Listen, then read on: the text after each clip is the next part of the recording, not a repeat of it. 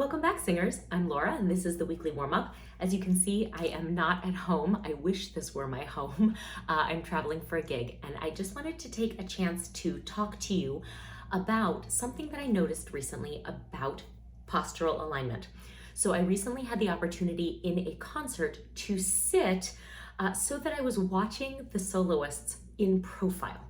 And as I was watching them, I was really noticing that all of the singers who were most successful in their breath use were really accessing that 360-degree breath that we've talked about before. I'll put a video up in the cards where I talked about aligning the ribs and the hips, kind of keeping them stacked to allow the breath to come in 360 degrees. And indeed, this was exactly what I was seeing from all of the singers who were really, really successful with their breath use in terms of support, length of phrase, beauty of tone. They were all, I was seeing a lot of spring in the ribs, widening in the back, release in the belly on inhalation, and then of course contraction in those regions on singing or exhalation. And so this 360-degree breath that we've all been told to strive for, it was really beautiful to see it in action. But also I saw the converse. I saw some singers who were struggling more with their breath use, and all of those who struggled seemed to share a postural alignment issue in common. And so today I wanted to show that issue to you so that you can find out, is that what's going on? Is that what is compromising your breath use or introducing some tension or shortening the phrases you're able to sing? And then if we find it, how can we troubleshoot it and make a correction so that you can sing with that really great 360-degree access to breath?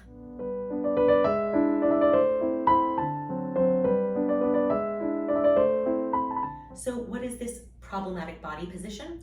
Well, it's sneaky. It looks like pretty good posture. So this is what I'm talking about. And it probably doesn't look too terrible. But in fact, if you pay close attention, what you'll notice is my hips are actually in front of my shoulders. So my whole upper body is thrust backward. Now, in order to figure out what this position is causing in my body, I want you to experiment with me. So put your hands on your hip bones, and I want you to just shift them way forward. So this is much more extreme. Probably none of you is standing like this. But in this position, you can feel all of the tensions that are being created when our upper body is thrust backward. Number one, there's a lot of tension in the neck. I also feel like there's sort of some tension here in the sternum. My lower back is a little compressed. I've got a lot of tightness in the abdomen because my core is really holding on to keep me upright.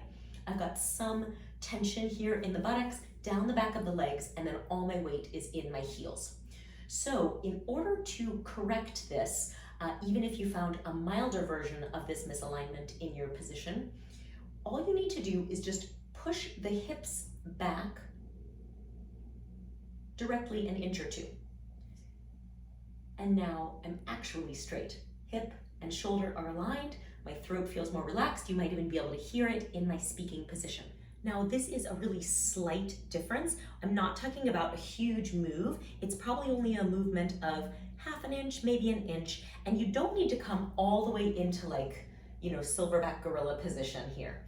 But a few helpful ideas that may help you identify when you're standing in a sort of thrust back position would be to pay attention to what you feel in your neck. Do you feel kind of that stringy tightness in the neck? You can also pay attention to the arms. When I'm standing in an upright position, my, I don't know, what are these? Elbow creases are kind of hanging more or less angled toward the body, and my palms are facing my thighs.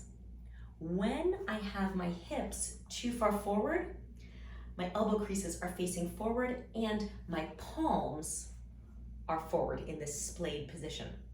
So let the arms hang, and then you can feel, are my arms kind of twisting forward? Or if I take the hips back just a little bit, now can the arms hang really neutrally and with the palms resting lightly on the fronts of the thighs?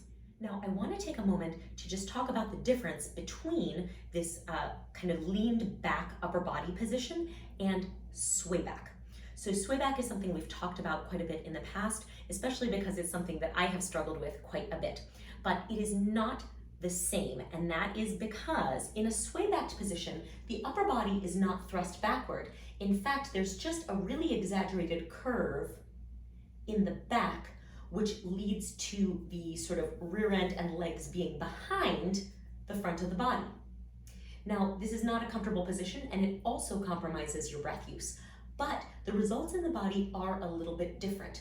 My abdominal muscles are now stretched rather than holding on tight for balance reasons, and I'm very compressed here in the back.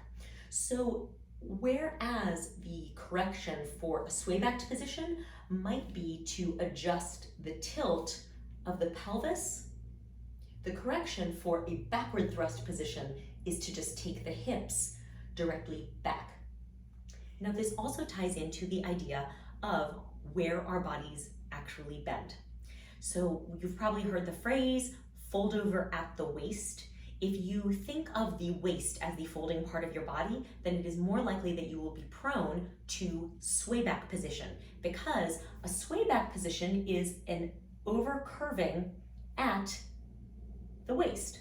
But anatomically speaking, the waist really has no kind of physical location. The waist is more of like a fashion concept.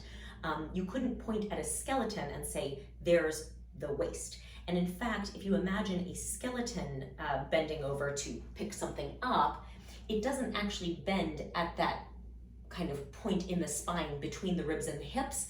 In fact, the folding point of the body is at the hips.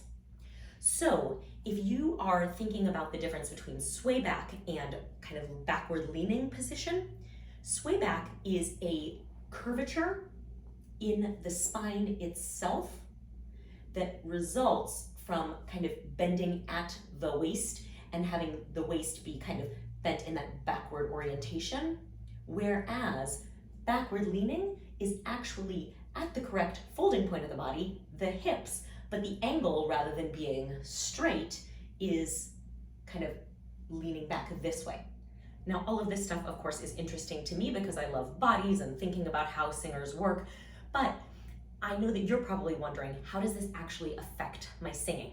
The key is that when we are standing in this way that creates all of this sort of locking in the core of the body and tightness in the neck, that's going to have repercussions for your ability to, number one, have a released throat around the larynx. So you're going to have tension right around the voice box itself, but you're also going to have tension in the muscles that need to be releasing and engaging to provide you abdominal support.